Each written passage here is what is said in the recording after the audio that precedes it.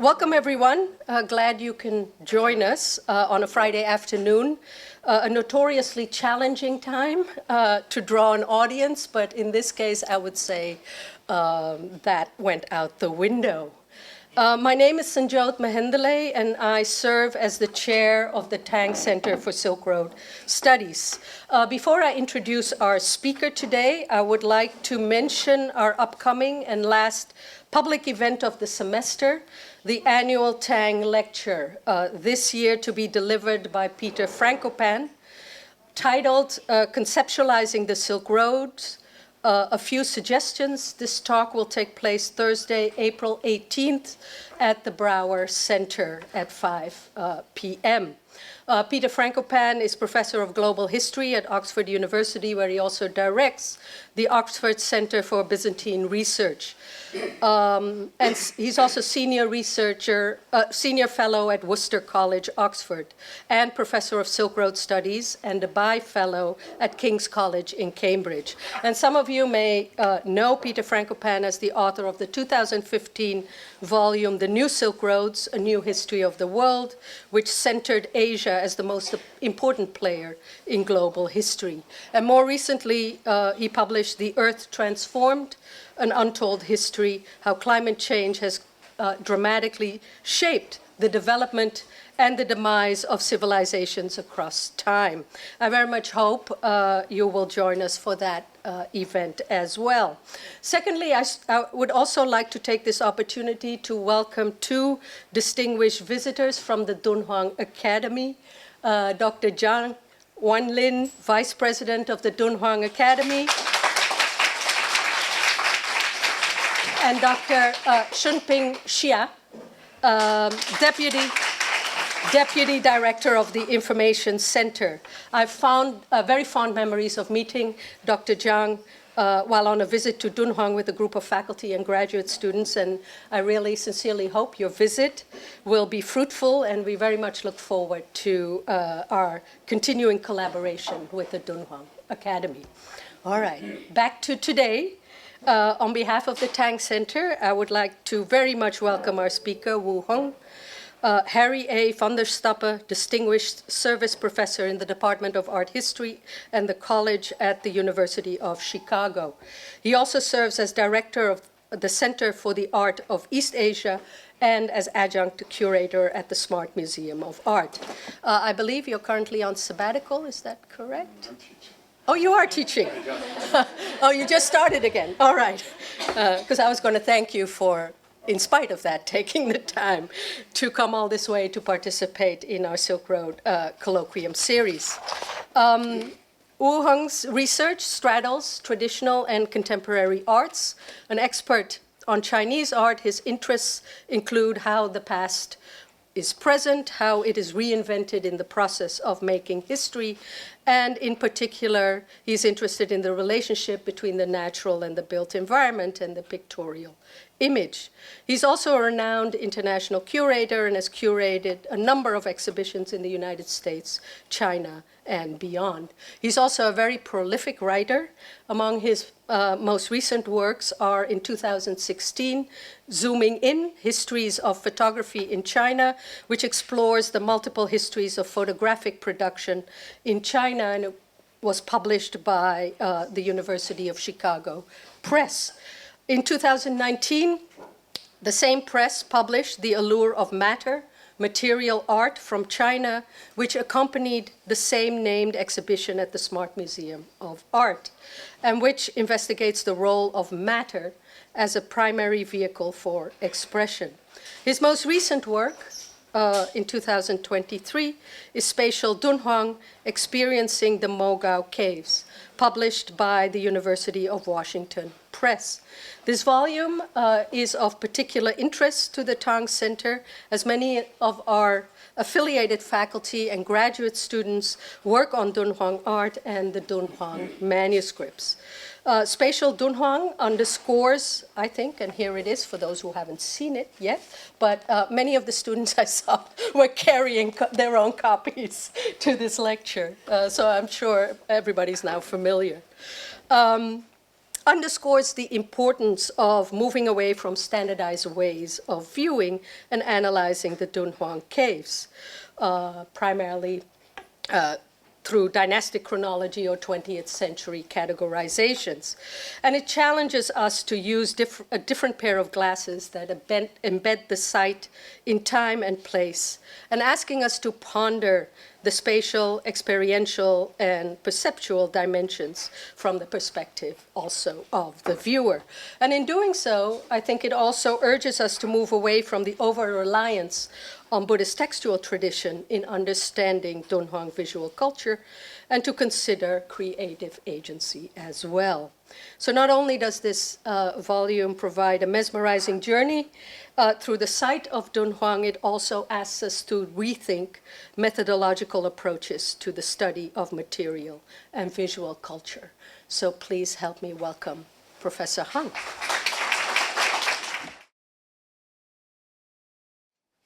Thank you so much. Does it work? Yes, Okay. and for the introduction, I feel you basically have summarized the book, so I don't have to. Not at all. But I have a longer version. And also thank everyone for coming. And I'm so happy I can introduce this work to you. And it's especially was a big surprise. I came here and see the old friends from Dunhuang Academy. They're here. So Dr. Zhang, Dr. Xia, and such a wonderful encounter here at Berkeley. So I'm very happy they can be here as well. So today, basically, I want to use this chance to basically introduce this book in a somewhat different way. Of course, I won't read it or something, just from the author's point of view. Basically, try to explain what I want to do, what result I want to achieve. I feel for some students here, maybe it's more interesting to hear directly from a writer, from a professor. And now I'm telling them about my work, not vice versa. So basically, I want to go through some major aspects of this work. You can see the table of contents. It's very simple, this book. It's constructed spatially, because each chapter represents a kind of space. From very broad space is Mo Gao Cave in Dunhuang. That means there is a Dunhuang area, a region, and Mo Gao Cave belongs to this region. Then you have a total image. That means really the cave as a totality. Then you move on a little bit. So I want to first say the book is constructed as many layers of space, which also implies visitors' experience, because we all go there from different places, right? So the last part, you can see the conclusion is really called the Terward, our historical methodology. So book actually had this kind of agenda. It's not just a survey, it's not just a proposal, but also try to somehow thinking about a possible method. Method is a tool. Just how do we study Dunhuang? How do we see Dunhuang anew? And that's basically the intention. And so it's a very central methodological proposal. The center of this proposal is to re-examine Dunhuang art through the perspective of space. This is necessary because although there are numerous overviews of art of Dunhuang, you can see everywhere, the big books to small pamphlets, really talking about Dunhuang, right? But the framework, the basic framework of all these writings is generally temporal. That's my impression. I've gone through many of these books, this big literature. Is temporality, historical sequence remained fundamental to all these introductions.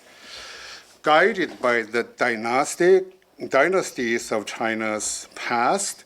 These overviews present a linear history of the Mogao caves.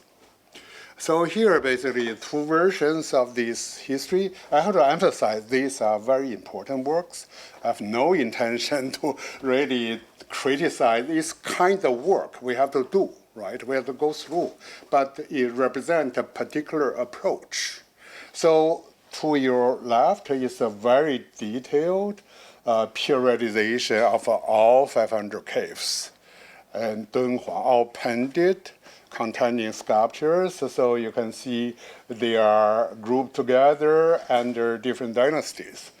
And the chart to your right is simplified version. Basically, you can see dynasties in straight line and using certain caves to exemplify that particular period. So that is basically the logic, the kind of narrative we have been using and developing. And it is very important.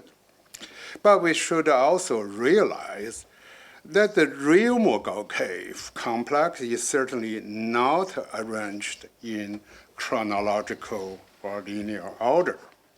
When people visit the site, what they see are caves of different sizes laid out unevenly and even overlap, transforming a 1 kilometer long cliff face into a magnificent, but disorienting honeycombs.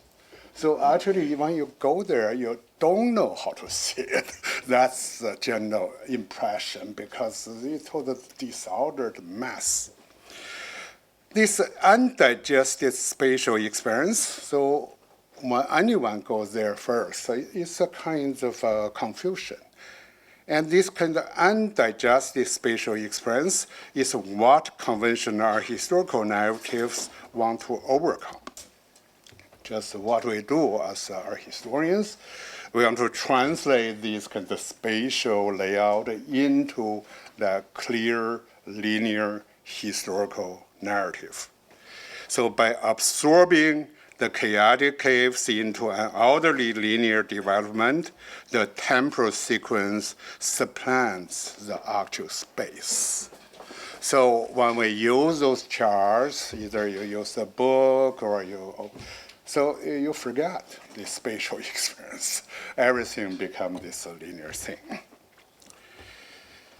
Now I want to cite some theory. In an essay on the tradition, on the relationship between time and space, the German-born perceptual psychologist Rudolf Arnheim wrote, I quote, "The time dimension possesses no sensory medium of its own, but space is directly embodied in the visual world." And again, he wrote, "What we call space, then, is the perceptual system that controls the relations between independent object systems." The second part is a little bit hard to understand, but with regard to Dunhuang, it means this spatial system transformed the caves into having features such as dimensions, shapes, directions, distances, proportions, areas, borders, and centers, and so on. So these are, in red, those are the concepts I'm using in this book.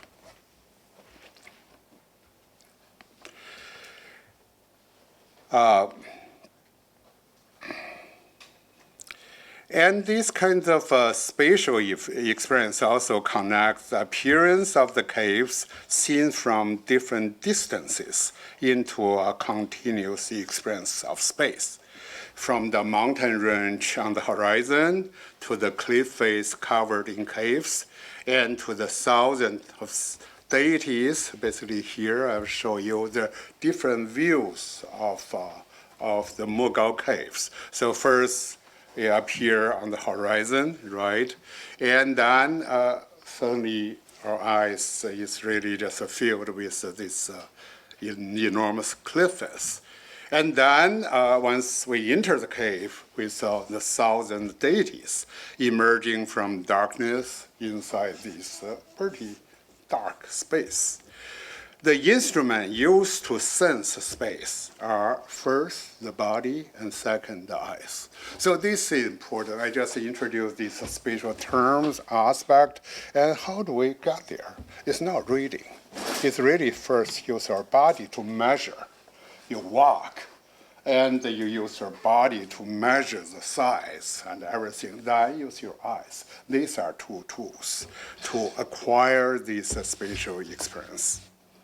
So let's imagine a historical visitor's experience when they took a trip to the place, to Mogao Cave. It's a kind of imaginary journey. Imagine a Tang person or like even pre-Tang person who went there, what kind of experience this person could have. So this imaginary journey would first start from, we assume, from this center of living quarter, because people live there, and they went to this Mogao Cave from the town of Dunhuang. The yellow circle is the place. That's Dunhuang, and here Mogao Cave is Sanweishan, Mount 7. So you go that way, right? That's the first step. So there are some 25 kilometers between these two places. So you actually have to went through. Today, of course, you can take a car, but in ancient times, you either walk or take a vehicle for richer people. So if we are the historical visitors, we would pass many temples and shrines of different religions along the road. That's important, because today we see empty space, but the first chapter of the book really tried to reconstruct this environment. There were many temples of different sorts, not just Buddhist. There are Taoist, Zoroastrian, even Christian temples, Confucian, of course.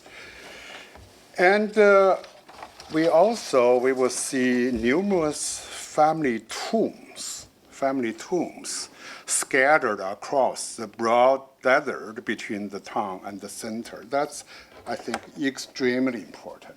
Just when people walked from town to Dunhuang, they had to go through this enormous cemetery, enormous. That's a picture I just accidentally found on the internet. It's Google Earth. One day I thought, hey, let's see it, Google Earth. So I just turned it on and zoomed in. Then you see all these are ancient graveyards. Actually, if you go there today, you don't see, but you can see from sky. You see outlined that there's a wall, there's a family tombs, and there are numerous. So that's only a tiny quarter. This is enormous. What were those vanished temples and shrines?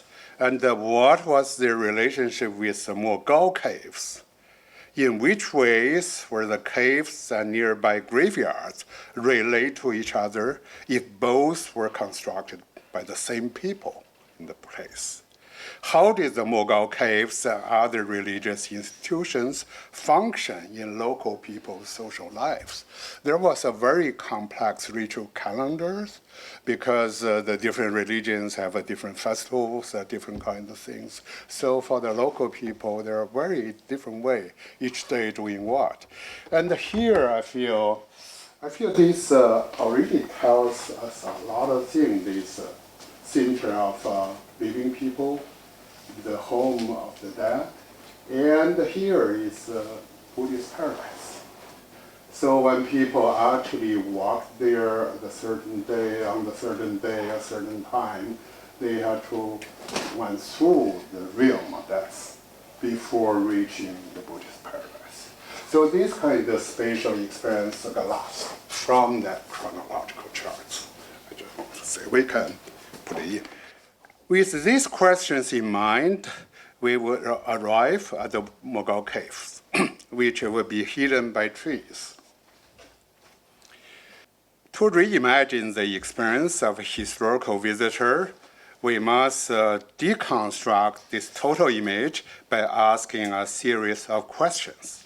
For example, was the visitor looking at a few scattered caves or a network of several hundred wood facades covering the cliff? Because the Mogao Cave means today is the result of 1,000 years of development. And at each moment in these 1,000 years, the Mogao Caves had a different appearance. So at the beginning, it was like that, gradually like that, gradually zoom, major, bigger center, and then have other things. So we have to imagine there is not just one Mogao Cave, but actually there are numerous Mogao Cave complex in this historical river. So that's the second one. Second layer, second space. Just the cave appears, the cave complex appears a total image for today, the visitor. But historically, there were many, many different cliff face. So cliff face is the second major framework. So next, we will enter the caves and experience the synthesis of sculpture, painting, and architecture from inside. The flow of the interior space would either lead us to circumambulate a center pillar, to halt in front of the main statue, or to walk along the Buddha's reclining body. So once we enter the space, we forgot the exterior space. We really find ourselves belonging to, I would call, negative space, like a womb. It's not a facade, not open space, desert, but inside something, inside the darkness, surrounded by the darkness. Then you see you are led by the space, by the structure to do something. Like here, naturally you walk around because there is a circular path. And here, naturally, you just stay in front of this huge altar, begin to worship. And here, this cave is very narrow, very long, because it imitates a coffin. This is Nirvana Buddha, and that's the shape of typical Tangday's coffin. So you have to imagine you are inside the coffin, and you walk along Buddha's body this way. Actually, you cannot see the interval. The cave is very narrow. So if you stay here, you only see central part and the picture on the cover part. And here is another one. You cannot see the central part. I will talk about this later. So once inside the cave, you experience this interiority of the cave as a kind of negative space. So that's the third level. Just inside the cave, you have a total interior space consisting of architecture, sculpture, and painting. And then from here, as our historian, I will study the relationship between painting and sculpture, the main art forms. What is their spatial relationship? Just use one example here is a cave 55th, Shuku.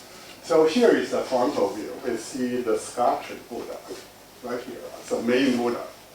But the sculptured Buddha is sitting in front of this vertical, like a partition wall. We call it a screen. The screen exists in space, actually divide the space. So on the back of the screen, that's the back, we see another Buddha. So actually we have two Buddhas. One is the frontal one sitting there in three-dimensional form, and we have a standing Buddha in the back in two-dimensional form. That's sort of something like it. It's huge. It's very tall. Maybe it's like this, very tall. And this space is very narrow. Actually, we cannot really see this Buddha very well. And it's pretty dark inside the cave. So they have asked, what is, or is there a connection between these two Buddhas, one in front, one in the back? So it's an interesting question, because then we discovered that this Buddha is supposed to be the Buddha you worship. This one is a special image of the Buddha. It's a miraculous image. It's a Rui Xiang.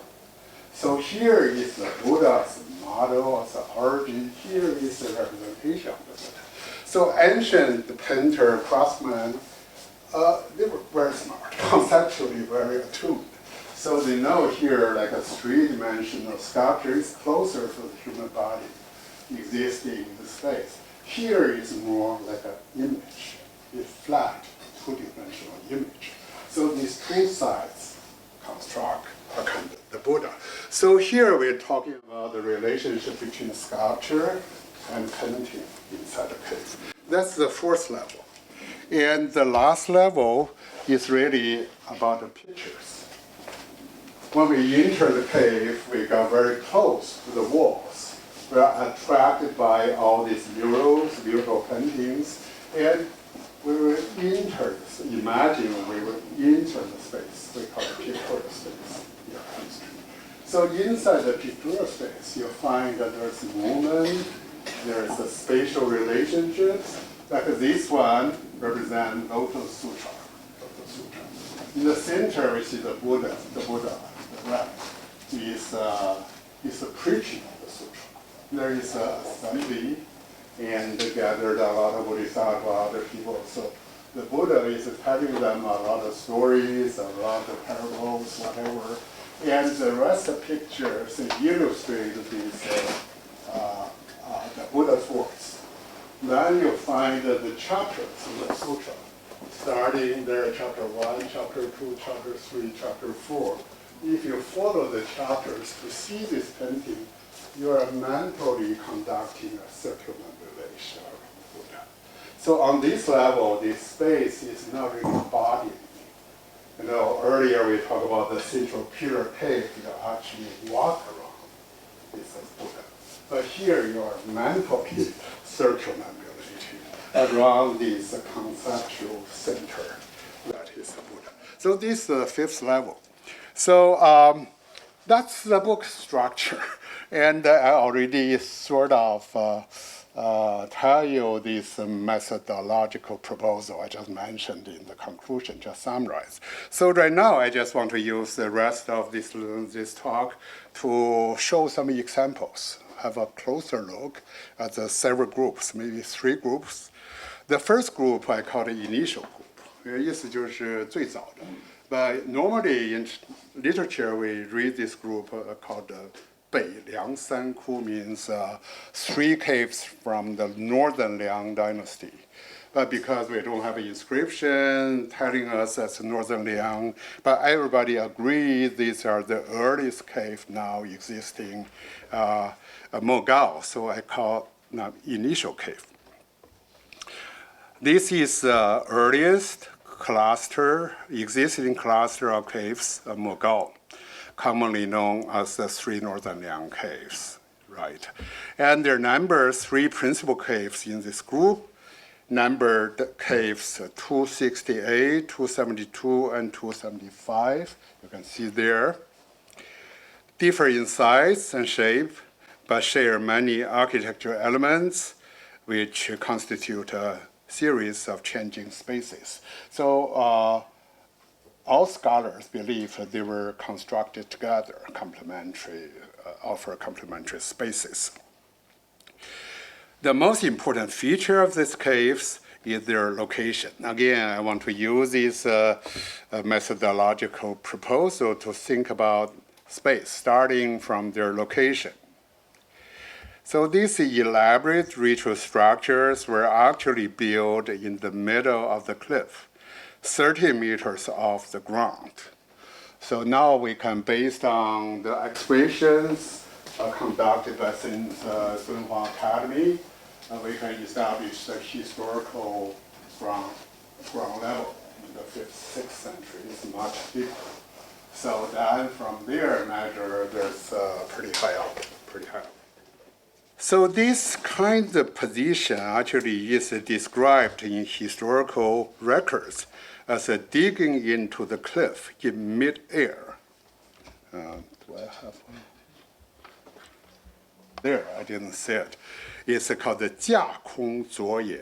It's, I think the four characters really capture the sense of the space, digging into the cliff in midair. This placement was undoubtedly inconvenient for builders and users. It was most likely selected to facilitate a meditation practice, which required a practitioner to clear his mind and turn it wholeheartedly towards the Buddha, because meditation had to be in an isolated place. And so imagine what a monk sitting in these caves would have seen and felt. So away from the mundane realm on the other side of this river called the Daquan River, a dark chamber high above the treetop was transformed into the heavenly palace of the Buddha. So these are historical photos taken by Mr. Luo in the 1940s. We see the caves there and the river. And this side is Dunhuang town. And here is a view just from those caves. And you can see the sacred mountain, Mount Sanlishan, and three peaks. So we can imagine the view from the monk's standing place.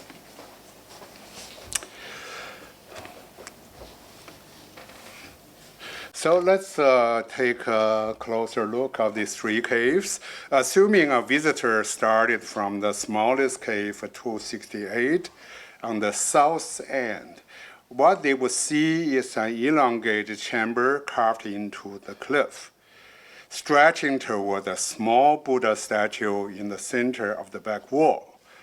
Their initial feeling, just like mine when I entered this cave for the first time, would be of the cave's narrowness. The head of the ceiling just allows an adult male to stand up. The long, narrow chamber resembles a corridor with four tiny meditation cells cut into the side walls. I worked with a former student, now Dr. Zhou Zhenru, to create this diagram. One thing we did, which is different from the other diagram, is that we inserted a figure in this diagram. So you can immediately see the relative size between the cave structure dimensions and the human body. So see this diagram, you know this cave actually was constructed for a single person. Because only one person could stand there, and because each cell will only contain one person. It's definitely a meditation cave, yeah. Just from the size and spatial dimensions. So just want to emphasize, in planning this cave, the designer clearly used a single human body as a reference point. The four meditation cells push this reference point to its fullest extent, because each of them can only accommodate one person sitting cross-legged. We realized that the goal of the spatial design was actually to restrict the user's mobility, bodily movement, and reinforce spiritual introspection and concentration. So the point was not to move around. You had to stay. You confined, total confined. Let your spirit, let your mind really reach high to the Buddha realm. From textual and archaeological evidence, we know that meditation was a common religious practice at that time in the Hexi corridor.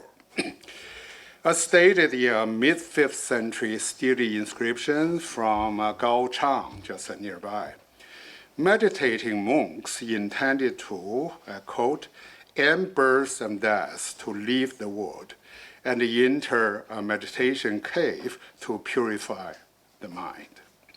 And they would, quote again, travel freely around the Pure Land and they frequently encounter the Buddha. The same text also says meditation chambers connect to one another, door to door, as hidden as Tushita heaven. They are the spirit residence for the devout and a wondrous place to rest the mind. So these ideas explain the design of this small cave, Cave 268, as well as the other two caves.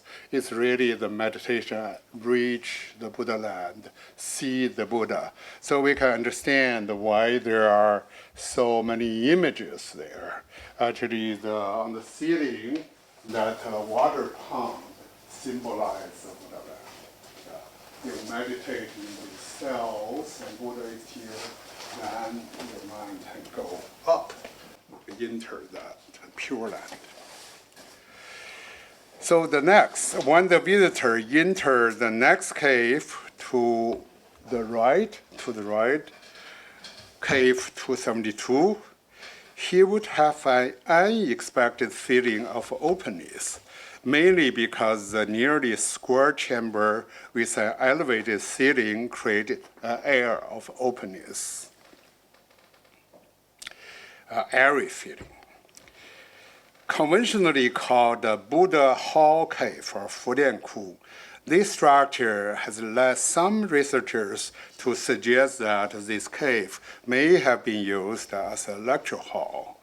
However, considering its small size, it is merely 2 meters long and 2.5 meters wide, and the low position of the main Buddha, it was most likely designed for a single user as well. The intimate interior space would inspire personal interaction with the Buddha and his celestial realm. So that diagram really shows a possible relationship between the worshiper, because the Buddha is really very low. So if the monk stands up, you just look at the Buddha from the head. That's impossible. So it really implies the kneeling position. So the cave is one of the most beautiful ones in Mogao. If you go there, I really encourage you to see this cave. It's very small, but just wonderful, full of energy, the movement, the music, really just marvelous. So here, maybe give you some pictures, just show the central Buddha is lecturing. So there are 40 Bodhisattvas. They're listening, so they are so excited. So each has a different gesture. They are moving around. Actually, all these 40s are dancing, just surrounding the Buddha. So it's not static. And on the top, that's again the heaven. You see surrounded by these heavenly musicians. They are playing musical instruments and dancing. So there's a full of music as well, song. And the third element is really here. They call the Thousand Buddhas. They are meditating. So really indicating the function of this cave. And you see the meditation caves. So here, these Thousand Buddhas I find is really interesting, because that's a literature example that shows the visual effect. Because the meditation Buddhas, they have different colors. So 8 Buddhas form a unit. Then they place it diagonally to form this radiating light. I think this effect is really explained by a sentence in Bodhisutra called the 佛佛相似光光相济. All Buddhas were arrayed in sequence, and their radiance joined together. This kind of is a mental image. Yes, I mean, that's a pretty dark space. When meditating monk sitting there facing the Buddha, imagining he's listening to the music, heavenly music, his eye will really triggered by these images to see lights in the Buddha. So people often say, oh, Dunhuang Cave is so dark. But actually, for the meditating monks, they were not dark. They are full of lights, sometimes from within, but also from these wall paintings.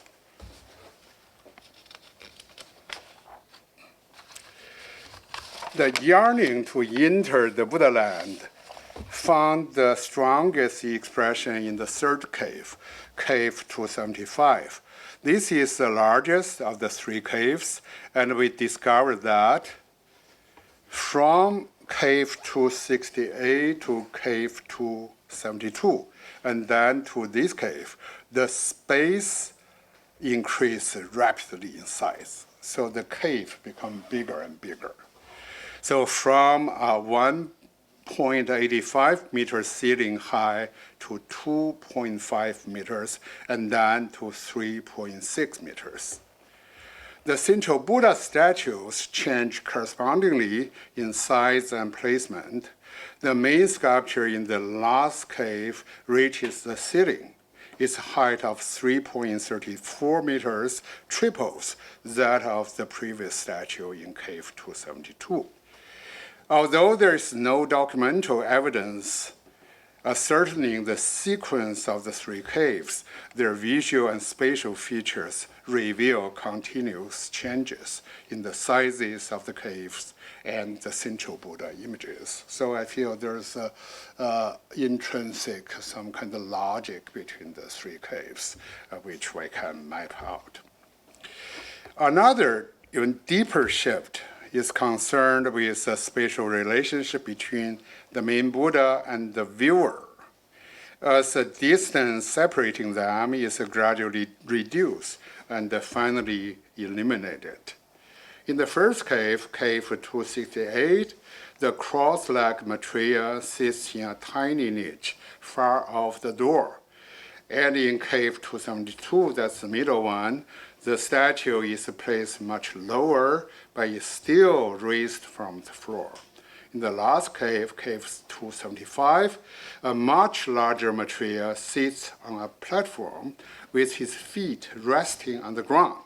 The niche has disappeared.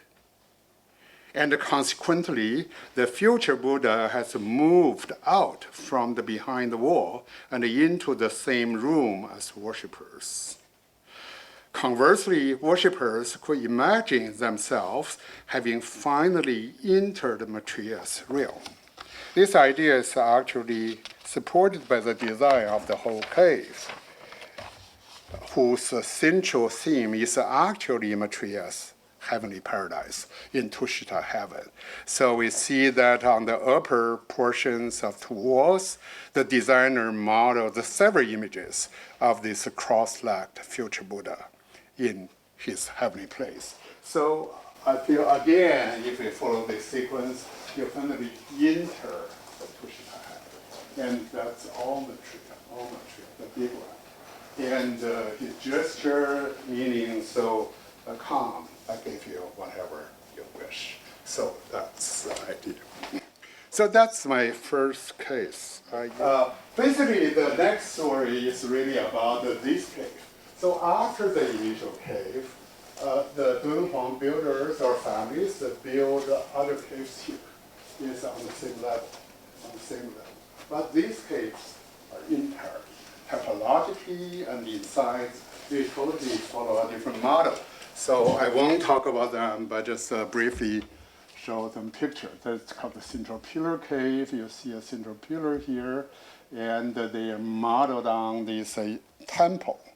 It's a big temple, excavated in central China, other place. You can see there's a pillar or pagoda in the middle, stupa or pagoda in the middle, and the space surrounding it, which allow the monks to do this circumambulation.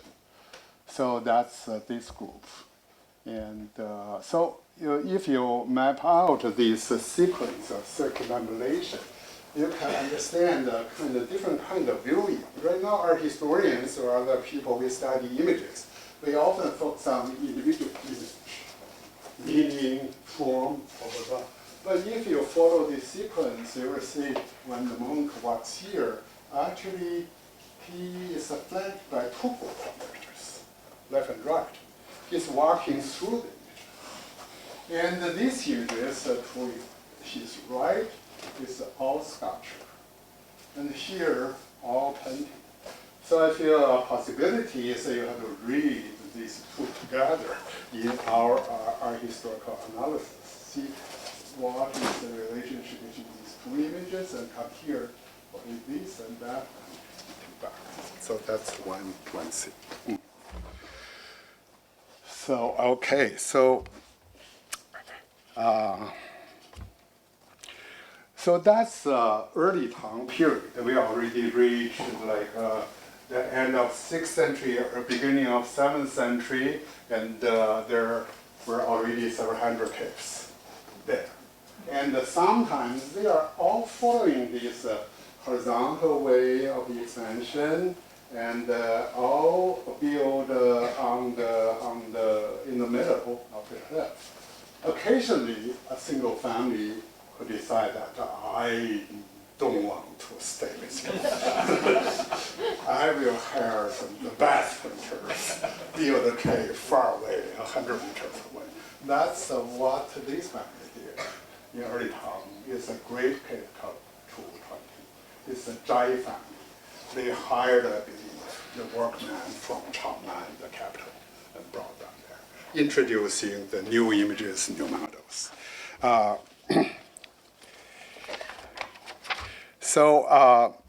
And here is a poem, basically from Dunhuang manuscript, which describes this kind of spatial layout. So I feel the first sense is high up, is the cloud pavilion circle around, and like the eagles spread their wings and soar into the sky. Another is this wooden structure, the railing and pillars, all beautiful carved, splendidly carved with layers of verandas. So the whole visual impression of this period is this horizontal expansion, a lot of wooden buildings interconnected together high up on the cliff. But this first phase was interrupted by a great building. It was broken. This layered horizontal structure was broken at the end of the 7th century by the first great Buddha caves at Mogao. So I will talk a little bit about this one as my last example, the Great Buddha Cave. The first great Buddha cave at Mogao was Cave 96, built at the end of the 7th century during Emperor Wu Zetian's reign. You know, it's the only female emperor in China's history. Contemporary people at Dunhuang called it the Northern Great Image, or Bei Da Xiang. Inside the cave was a seated Buddha statue measuring 35.5 meters tall. It's very big, right? A 4-story wooden structure, more than 40 meters high, was built in front of the sculpture. So from the outside, visitors were greeted with a magnificent tower. That's important. The visitors actually couldn't see this Buddha from outside. And today, you still cannot see it. You see it's a building or almost like a pagoda. Inside the cave, the lowest level started from a spacious hall. Through a passage, the worshippers could catch a glimpse of the Buddha statue in their inner chamber. I'm talking about here there was a big hall. So here is a corridor. So the worshippers, if you imagine yourself standing here, you could see that two things, that's the feet of the Buddha. You couldn't see the Buddha, you only see the 2 feet there, right? Yeah. And here also we are talking about the disposition.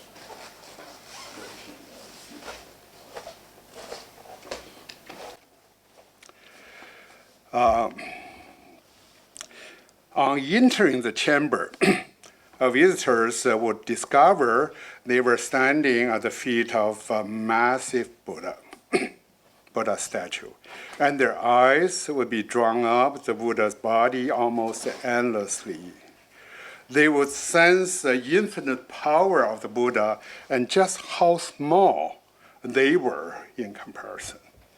And this feeling, I feel, this size difference is described in sutra called the Zheng Ya Han Jing. So I read this part, very interesting. The body of Tathagata, this Buddha, is a great body, and it is indescribable. Therefore, the body of the Buddha cannot be made artificially and cannot even be attained by all devas. The body of the Buddha cannot be touched. Its length cannot be talked about, and his voice doesn't conform to a rule. Thus, the Buddha realm is indescribable. But for art, it's a dilemma. I say indescribable, but the art, anyway, you have to describe. So the artists often found themselves in this position. So from this kind of theological perspective, the goal of this cave was to lead worshippers to approach this indescribable body of the Buddha. So ladders between the stories on the wooden structure in front of the cave led the worshippers gradually upward. As they climbed, they would ascend from the Buddha's feet to his knees, chest, and head, looking at the body of the Buddha from a series of vantage points. When they finally reached the highest level and looked directly upon the Buddha's face, they would reach the pinnacle of a religious experience by completing the visual sequence. Through this unique pilgrimage, they would be able to behold the Buddha's indescribable whole by reconstructing it in their mind. So in actuality, they couldn't see this entire body. So at the lowest level, you see this, and gradually you see that finally again you see different fragments of Buddha. A little bit like the Nirvana Buddha I showed you earlier. And eventually they will close eye reconstruct indescribable body of the Buddha. So I find that this is a very interesting example in which the ancient craftsman, designer found a way to mediate art and the religious experience and the doctrine. No perfect solution, but always the closest ones. One important feature of this the construction of this cave, the Great Buddha Cave, had a crucial consequence to the following constructions of Mogao caves. This monumental structure introduced the concept of center and hierarchy into the cave complex. So as I said before the construction of this cave, there were just this horizontal, like a complex, consisting many small Buddha caves. But right now, certainly, there's a center.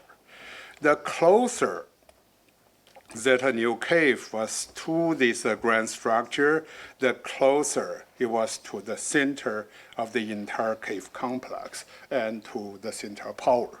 The power can be religious, can be also political, because the place was governed by the local regime, right? Consequently, places near this great cave became most sought after by political or religious leaders, powerful families. This tendency became the most obvious after the mid-9th century, when Dunhuang was ruled by this local government called the Gui Yijun, or the Return to Righteousness Army. But I want to end here because I want to hear from you any comments. But basically, I think I have used this just two examples to show this, I call it methodology or simply method to study Buddha caves from the spatial perspective. Thank you very much.